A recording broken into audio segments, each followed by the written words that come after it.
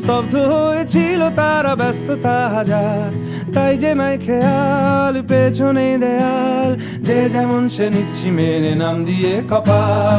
আরজি কর নিয়ে বিপ্লবটা ক্ল্যারিটি হারাচ্ছে। ওহ, অবশ্য অনেক আগে থেকেই এটার ক্ল্যারিটি কোনো ছিল না। আমাকে 3 থেকে 4 মিনিট টাইম দিন, তার মধ্যেই আমি প্রমাণ করে দেব যে এটার কোনো মাথা মুন্ডু নেই, এই প্রতিবাদ মিছিলটার কোনো মানে নেই।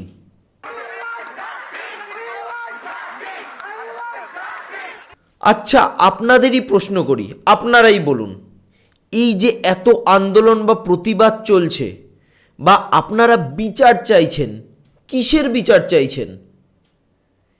একটা রেপিস্টের ফাঁসি হয়ে গেলে কি সব বিচার হয়ে গেল? কতগুলো লোক জেলে চলে গেলেই কি বিচার দেওয়াটা হয়ে গেল?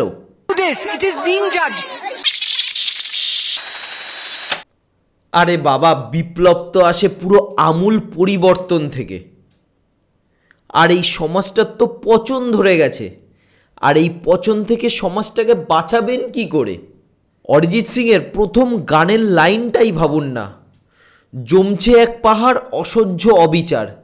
এই অবিচার থেকে বাঁচবেনটা কি করে? জমছে এক পাহাড় অসহ্য অবিচার, স্তব্ধ হয়েছিল তারা, ব্যস্ততা হাজার।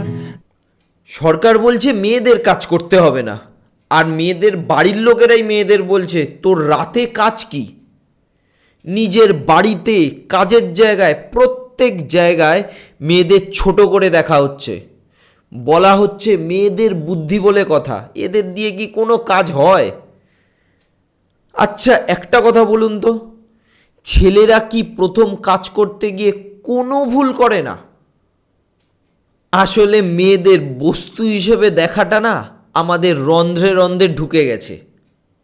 করাপশনটা তো আসলে আমাদের নিজেদের ভিতরে। তাই জন্য বাংলার সমাজে সরকার থেকে শুরু করে বিপক্ষ প্রত্যেকে করাপ্টেড।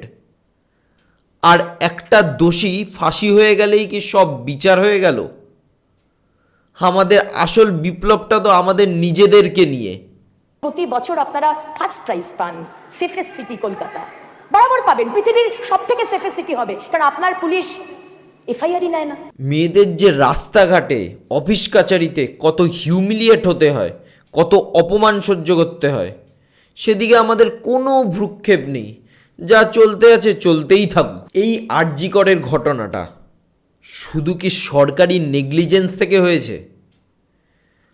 এই যে করাপশান, সেটার জন্য তো আমি আপনি প্রত্যেকে দায়ী।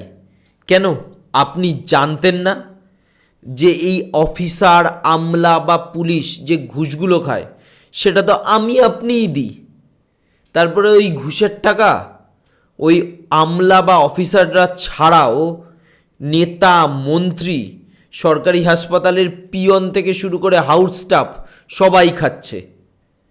আর তারপরে এই আরজি করের ঘটনার পর তারাই আবার রাস্তায় নামছে, নেমে বলছে উই ওয়ান্ট জাস্টিস। অদ্ভুত একটা সমাজ, এ নিয়ে আমি আর কিচ্ছু বলারই নেই। আর আপনারা যারা মেয়েদের অধিকারের জন্য রাস্তায় নেমেছেন, তারাই আগের দিন ঋতুপর্ণাকে গালিগালাজ দিয়ে রাস্তা থেকে তাড়িয়ে দিয়েছেন। আর কি প্রশ্ন করব আপনাদের? হ্যাঁ, সরকারের দোষ আছে, সরকার প্রচণ্ড দোষী, কিন্তু তার সঙ্গে আপনারা মাথায় রাখবেন এই দোষের রং আপনাদের গায়েও লেগে আছে। এই সিস্টেমটাকে তো আপনারাই প্রশ্রয় দিয়ে তৈরি করেছেন। অরিজিৎ সিংয়ের গানটা না ঠিকভাবে শুনবেন, দারুণ লিরিক্সটা, ওতে ভালোভাবে এর ডিপার মিনিংটা বুঝতে পারবেন যে লড়াইটা বা বিপ্লবটা আপনাদের নিজেদের সঙ্গে, নিজের ইন্ডিভিজুয়াল মাইন্ডের সঙ্গে।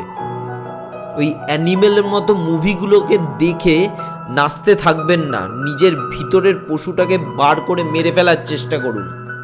আর কিছু আমার বলার নেই।